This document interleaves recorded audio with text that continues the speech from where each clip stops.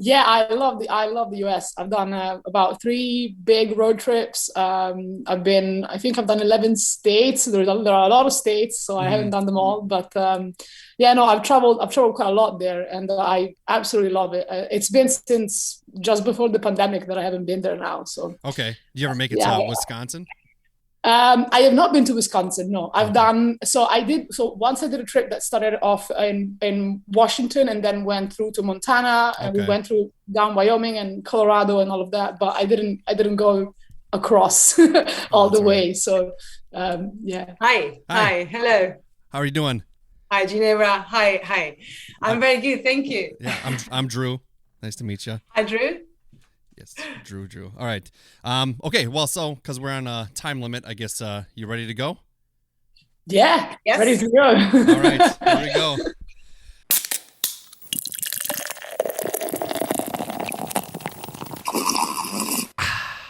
Dude. All right. Join with me today. We have filmmaker. We have writers. We have an actor. We have Ginevra. Oh, I messed it up already. Ginevra, right? Ginevra. Ginevra Gentile. I'm sorry. And Heléna Antonio. Helena. Helena. Helena Antonio. Helena Yes, thank Antonio, you. here to talk about their short film Borrowed Time. So thank you for joining me. A little fun fact: I haven't done a podcast in quite some time because I have a newborn at home. So this is my first one in probably like a month. So I'm glad to get back on to it, and I'm glad you're joining us. So you're talking about Borrowed Time, this short film. I saw a little bit about it, that it's based on a true story. So I wanted to start off right away on how do you kind of, as a writer, as an actor, and a director, how do you approach, being accurate within a true story, and what do you do to obviously tell the story, but like, do you focus on keeping it accurate, or is it loosely based? How does that kind of work? Mhm. I think it depends on the story and on the project. In our case, we wanted to keep it as close to real life as possible in terms of everything that happened in the story. But we took a little bit of liberty with the characters. So we changed the characters a little bit. We changed the character background and the character story. But with regards to what happens within the story and everything that happens, that was kept pretty much, I would say, 99.9% accurate to to real life. Yeah. Okay, so as then when you go to from an acting standpoint, how much of it do you tend to dissect? And either of you can answer this. Do you kind of go with do you interview the people that it's based on, if they're still around or available to interview, or is it more research by other methods? Honestly, I think it depends about the role all the time. In this case, I think I really base the character on my personal experiences. So my personal relationship with my mother, I base the character on my childhood memories, and then I work with Ginevra like very closely in the rehearsals. And since the very stages of the project, we had a very personal approach. So we talked a lot about the character, about the story, and I think it was. Sorry, I think it was a mix of Ginevra's true story, and regarding the character, it was based on my personal experiences. All right, awesome. So talk about Borrowed Time. What is it about? How long did it take to write it? What was your process like in creating this? So in terms of this, what it's about is it's really a short film about grief and a teenager sort of experiencing grief for the first time. And it's based on a day that I experienced as a teenager. I was 2008, and it was a crazy, crazy day, and the day that I lost the first person I ever lost. And it's something that really stuck with me because of a lot of different reasons and things that happened during that day. And it was years and years that I wanted to make a film about it. And in January 2021, so January last year, the very beginning of the year, I got into a car accident, which was a very scary one. And it really took me back to those events because the story and what happened to me was also involving a car accident. So it kind of really took me back and it kind of triggered me. And it felt like, okay, this is the perfect time for me to actually write the story and make a film about it, because I had been in a car accident recently. So that aspect was really fresh. And I felt like I could try and approach it realistically, and from a very personal point of view, because having just gone through it multiple times. So it wasn't easy, because it's not easy to write. It's not easy to write a story that is so close to something personal. So I had a lot of help. I had to ask for a lot of feedback, in the end, the process of writing it was quite quick, but we dedicated a lot of time to pre-production because of the complexity of it. In a short film, you don't always have stunts or car accidents and all of that. So there was a lot of technical prep, and there was also a lot of creative prep. I took a lot of time with the actors, like Heléna was just saying, in rehearsals, to really try and build as much on that script.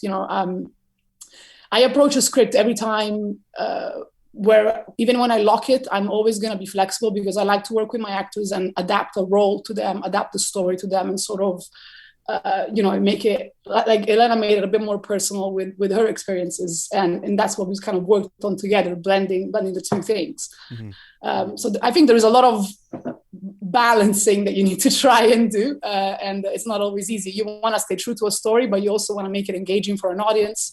You want an audience to take away your main point from it. So yeah, it's a fine balance. Absolutely. And when creating, so this short one is pretty close to you then. But when you go about deciding, I guess, I don't know, how do you decide whether it's going to be a full length or a short film? I know obviously like full length kind of has a larger budget usually, and there's, like you said, stunts and everything involved in it. So how do you decide, and how do you do it? How do you cram like all these important details and do it in such a good way into a shorter amount of time? And then too, like if you want to speak on the acting of it too, like, so it's a matter of, because like if you have a short film that's 20 minutes, let's say, you got to really pack a lot of stuff into developing the characters and kind of showing that story. How do you do it? Well, I mean, it's definitely not easy, because even with this, there definitely was the consideration, because in the end, it's a story that took place over the course of a day. So if you had decided to make it into a feature, you could go really in depth, mm-hmm. A lot more with the characters, I think, and you could probably hold and carry the story for that amount of length. But I think that it's not easy to cram all of it and put it into a short at all. I think you need to pick and choose what moments are more significant, and the ones that really just tell your story and what it is that you want to say with your story best. So I think, like, for example, even with the car scenes, there is this car accident, but there is a certain amount of build-up to it. Now, in a short film, how do you create that build-up? Because mm-hmm. you want to keep it real, but you don't want the accident or the aftermath of it to seem too quick, to seem unrealistic. So there are all these aspects, and I think that like, as I said, you have to pick and choose, and then a lot of it, once you pick and choose, a lot of it comes down to the edit and how you give that pacing. Sure. Because you can make a moment feel much longer, in a film, but maybe you watch it and it's only 5 minutes, whereas it feels like, okay, it's been half an hour. No, it hasn't. But you can really give that idea and feeling that something does feel longer, that you are extending time. So there were these aspects. We approached it with jump cuts, thinking about which moments in the story we want to skip. So maybe this point in the story is important, but we should jump 2-3 hours ahead because mm-hmm. we don't need to see this moment. So I think it's really about doing that and picking and choosing and trying to think what will more effectively tell your story in a way that an audience is going to find engaging, personally. Yeah. So Heléna, so when you're acting, when you're preparing for a character, is it different in a short film than a feature, or is it kind of the same approach? Like you're building the story, you're becoming this person. Walk us through that a little bit. That's a very good question. I guess the intensity is the same. So you have to build a character, because in both short films and feature films, you create like an arc for the character. So there is a beginning, a middle point, and an ending point in both shorts and features. However, for short films, it might be even more intense because, as Ginevra said, you focus on a particular point of the story and you stress that moment, so you have to go like deeper into that moment of the character. So it might be even more difficult to create a compelling character, let's say, for short films, from the writing perspective to the acting perspective, and probably from a director perspective as well, because you have to condense everything in a short time, basically. So yeah, it's more, it can be more challenging. Obviously, making a feature film requires, more days, more money, more resources. But in terms of intensity, short films are definitely more challenging for everyone, let's say. Awesome. So where did both of your interests kind of begin in film? So did it start with writing, or was it more directing? How did you come about becoming filmmakers and an actor? Well, basically, I've been acting my whole life, let's say. I started like over 10 years ago, and and I thought, no, I'm just going to be an actress my whole life. I was very creative. Like I always wrote stories since I was a child and then a teenager. I always loved writing. I loved all the aspects of the creative world. But I was very focused on acting. And then a few years ago, I started writing properly a few scripts for short films. And then last year, I made my first short film behind the camera, which is called 2020. And I mean, it came a bit unexpectedly, let's say, and very spontaneously. But I think it was a long-term process. That's something that was building inside. So I really needed to experiment something different, not just in front of the camera, also behind the camera. And I really enjoy that. And this is just the very first of others. So I have a few other projects preparing. So, yeah. That's awesome. We're discussing potentially maybe because we really loved working together, so we're continuing to collaborate, and we're discussing potentially co-directing something together. Awesome. In the near future. So that's something that might be happening. So yeah, I'm very excited. It will happen hopefully this year. Yeah, I'm quite confident about making it this year. So yeah, but Ginevra and I, we're very focused on keep working together, because we met for this show, and she directed me, and then we really loved each other, like being very straight. So we really enjoy each other's company, and also working with each other, like doing different stuff. So it's definitely something we're gonna keep doing. Yeah, absolutely. And having that chemistry and that good work relationship too also makes, like, movies and film that much better, because when it's present in real life, it's most likely going to be present in the film as well. So that's awesome. That's good to hear. So both of you are from Italy, correct? Yeah. And you've moved to England. So I'm going to ask, because a good friend of mine, and I'm pretty sure this is an Italian movie. Have you ever watched The Bicycle Thief? Yeah. You have? Okay. So a good friend of mine, he I kind of give him a hard time because, he watches he watches art movies and he watches like foreign films, and I'm just your basic schlub who doesn't have like, usually I'm watching reruns of The Office majority of my life just because that's my life. But as a filmmaker from Italy, and now you're in London, kind of what are the films that you watched growing up, and have they impacted what projects you chose to do, or kind of your style of filmmaking? I mean, for me, I would say that I have been as a kid, I was such a consumer of film. I mean, I grew up with my dad watching like as a kid, I would watch all the Hollywood. I mean, at the time, like 80s classics. Sure. You know what I mean, like Back to the Future and all Jurassic Parks and all these things. But then, as a teenager, I went through phases where I've literally watched everything. You know, from amazing classics to more artistic films to more entertainment movies to bad films. I've watched a lot of bad films. You know, so I think I've sort of watched a bit of everything, and it's hard for me to pinpoint. For me, it's not really about like a genre of movies. It's about a specific movie. Like there'll be a movie that could be a genre that I absolutely love, but maybe there aren't really any others in that genre, you know? So so I'm not necessarily too set. I kind of watch a bit of everything. Influences, there are many. As a director, the one that's influenced me the most in the way that I think about working with actors and the way that I will approach that is a British filmmaker, Mike Leigh.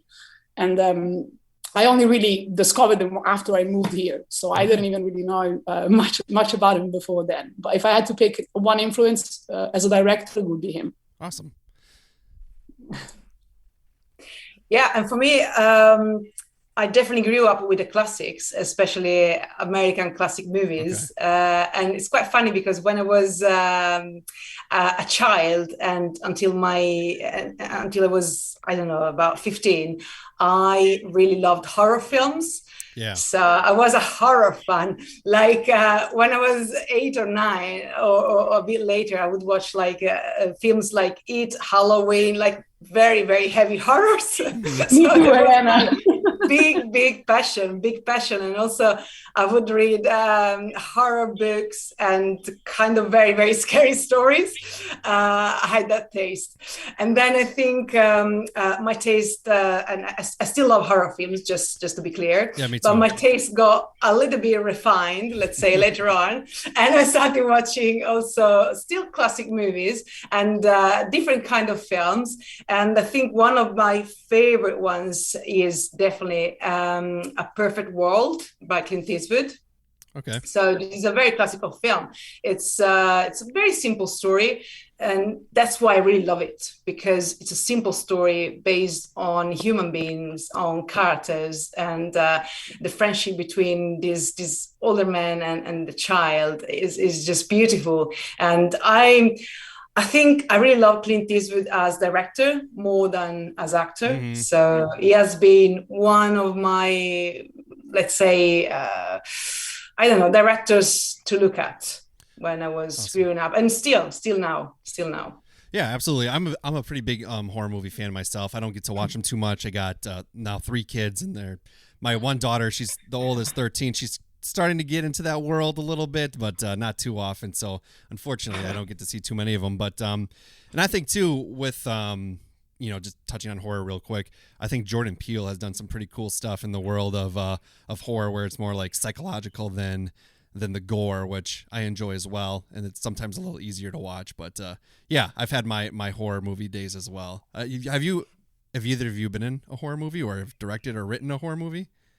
I did a short that was a little bit, it was a little bit more psychological. And it was towards that direction, in a psychological approach. And I really enjoyed it because I'd never done anything like it before. So that was a lot of fun. But no, I've never directed a horror. I mean, I'm a big fan, to be honest, of the genre. But I don't know if I would be able to direct one. You know, I think it's so specific in terms of the vision you need to have.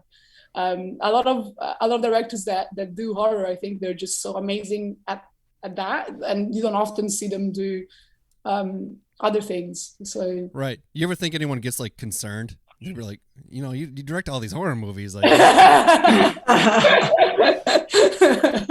they're secretly the masterminds. Yeah, maybe it'd be a little I mean, I can say that making horror films is so much fun. Mm-hmm. It's real fun. So like all the blood, it's all fake and everything. Right. It's so fun, really fun. So I had really amazing times making horror films. as actress, and this is so much fun. So Ginevra, you have to direct I have to a try horror it. film. You How have to do it. many have you been in? I didn't know that you had done horror. Yeah, I've done a couple of horror films, Sunburn and Heckle, which are Heckle, Amazon yes, Prime. yes. Yeah, Heckle and Sunburn, and also I have a couple of shorts, or maybe 3 shorts, horror shorts. So I'm quite into horror. I also like other things, but I love horrors. I prefer like a bit more subtle, a bit more psychological thriller, etc. But I don't mind a little bit of blood, let's say. Yeah. And going into those roles, do you ever play kind of like the quote unquote bad person or the villain of the story, or is it kind of fun to dive into that where you can kind of just shed your skin and be something that you aren't? That's got to be a good time. Well, definitely being the villain and the bad one is so much fun again. So you really get to play with the dark side, and you really have lots of fun, and you create a very different character, a very different human being, so much different than who you are, hopefully, and you really play with that. So you are the bad one. And I remember when I was a child, I was very scared about being a child, and even like later on, I was very, very scared about being playing the bad role in a movie, because I was really aware and scared about what the audience could think about that. And now it's just, this is a film, this is a movie, this is just a role, and I enjoy it so much. So, for example, in Sunburn, I play the lead role, which is you never know until the end if she's good or bad. Let's say. That's awesome. So yeah, very enjoyable indeed.